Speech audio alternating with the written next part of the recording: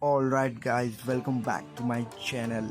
In this video I am going to show you how to run Windows 11 on Android through your web browser using cloud computing platforms.